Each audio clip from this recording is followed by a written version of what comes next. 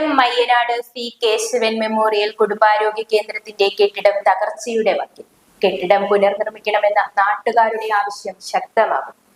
ആരോഗ്യ കേന്ദ്രത്തിന്റെ പല ഭാഗങ്ങളും തകർന്നു വീഴുകയാണ്. കെട്ടിടത്തിന്റെ പുറകുവശം കണ്ടാൽ പ്രേതാലയം പോലെ തോന്നിക്കുന്ന അവസ്ഥയുമായി കെട്ടിടത്തിലേക്ക് കാട്ടുചെടികളുടെ വള്ളികൾ പടർന്നു കയറി വിള്ളലുകൾ തീർത്തു.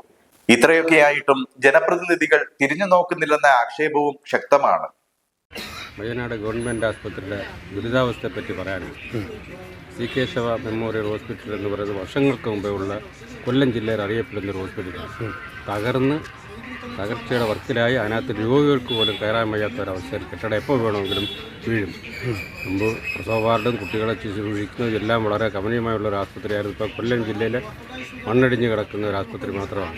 ആശുപത്രി തുടങ്ങിയ കാലത്ത് പ്രസവ വാർഡ് പോലും ഉണ്ടായിരുന്നു. അതുപോലെ പോസ്റ്റ്മോർട്ടം വരെ നടത്തിയിരുന്നു. ഇന്ന് ആശുപത്രിയിലേക്ക് അപകടം പറ്റി വരുന്നവരെ മറ്റ് ആശുപത്രിയിലേക്ക് പറഞ്ഞുവിടുന്നത് പതിവ് കാഴ്ചയാണ്. സ്പെഷ്യലിസ്റ്റ് ഡോക്ടർമാരില്ല. തകർന്ന കെട്ടിടം പൊളിച്ചു മാറ്റി പുതിയ കെട്ടിടം നിർമ്മിക്കണമെന്ന നാട്ടുകാർ ആവശ്യപ്പെടാൻ തുടങ്ങിയിട്ട് നാളുകളേറെയായിട്ടും യാതൊരു നടപടിയും അധികാരികളുടെ ഭാഗത്തു നിന്നും ഉണ്ടായിട്ടില്ലെന്നും ആരോപണമുണ്ട്. ന്യൂസ് ബ്യൂറോ, കൊല്ലം.